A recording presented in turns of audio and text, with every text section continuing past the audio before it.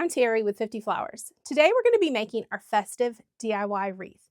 This kit comes with everything you need to make a beautiful and festive wreath for your home.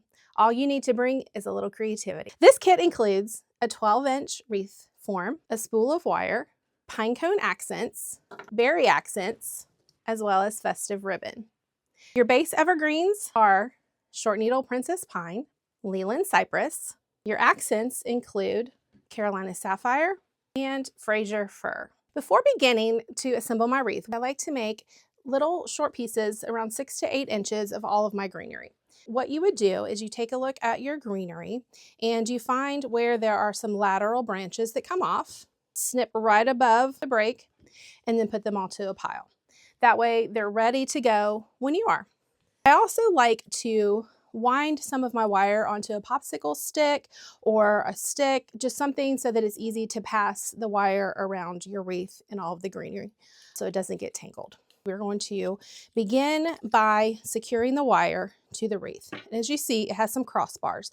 This is where you want to attach your wire. Just go underneath and then kind of straddle this crossbar here with my wire. Wrap it around a couple times and then give it a good twist. Next up, we'll just start taking our base greens. I like to just take 2 pieces of base green. You can be creative. I typically like to just sort of give it a good mix. So I make a little bundle and I'm gonna hold it down on my wreath form and I'm just gonna start wrapping. You're gonna wanna wrap kind of tightly. Give it a nice little tug 3 or 4 times. Then pick up another bundle of greens. So last time I used a Carolina sapphire, now I think I'll do a little Fraser fir. And then where the point is where you started wrapping, you want to make sure that's covered with the next bundle of green. Lay it along and just continue wrapping.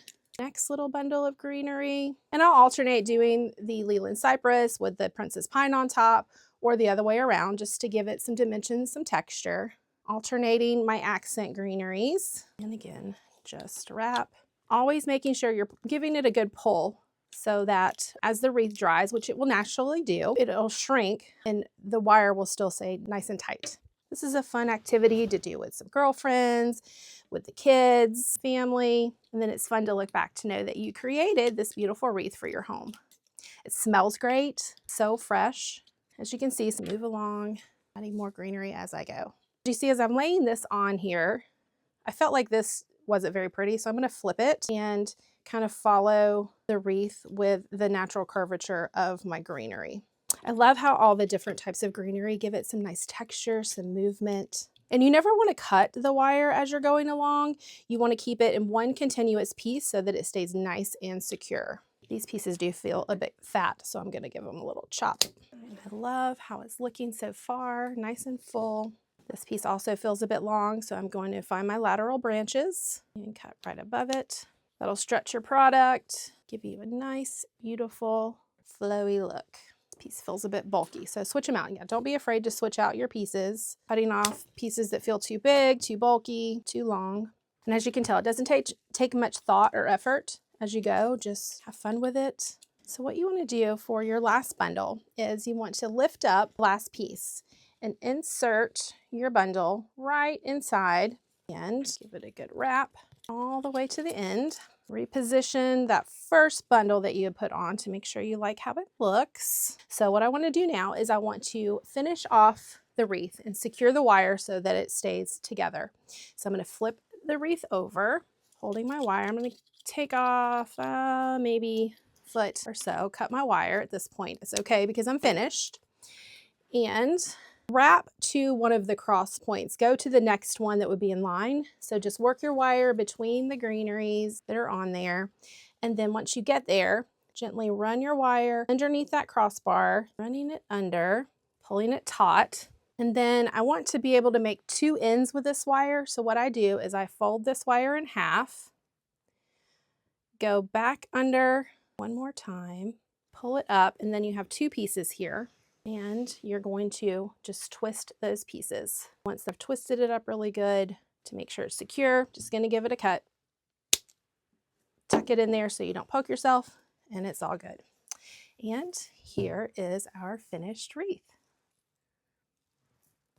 So now it's time to put on some accents. So for the accents, you have berries and you have pine cones. So let's go ahead and do the pine cones. To wire these pine cones together, you're going to take off a length of your wire, maybe a foot, foot and a half. Got it.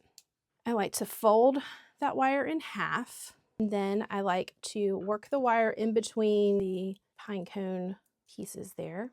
Give it a twist. We're going to do that for all of our pine cones. Generally what I like to do is decide where the top of my wreath is.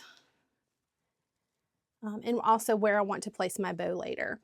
If there's any place that looks a little light, you can add more greenery just by taking a piece of it, sticking it in and wiring it, or I'll just use this area as my bow later on. So I know that I'm not going to put any pine cones or berries right down here. To insert the pine cones, you just take your wire, feed it through. You can straddle the wire or you can feed it through. Just kind of work it down into the wreath. Then flip it over, take the two ends, twist them together. That simple. You can cut these wires or you can just work them into the wreath. I'm going to cut them. Next up is the berries. Same as you did for the pine cones. You're going to wire them. Bundle of berries. I am going to fold it in half, give it a wrap around a little bit, a little twist. Insert the berries. Ideally, you're trying to get it as low as you can between the greenery nearest to your wreath form. In addition to the pine cones and the berries, if you want to include some of your own decorations that you might have, some Christmas ornaments, you would do the same sort of method, put the wire through it and just attach it directly to the wreath. All right, next up is our ribbon. So what I like to do is to do a 3-loop ribbon.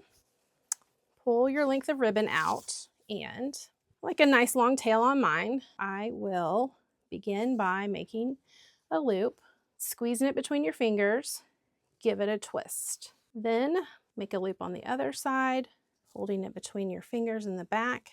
Make sure the loops are even, give it a twist, and create your next loop.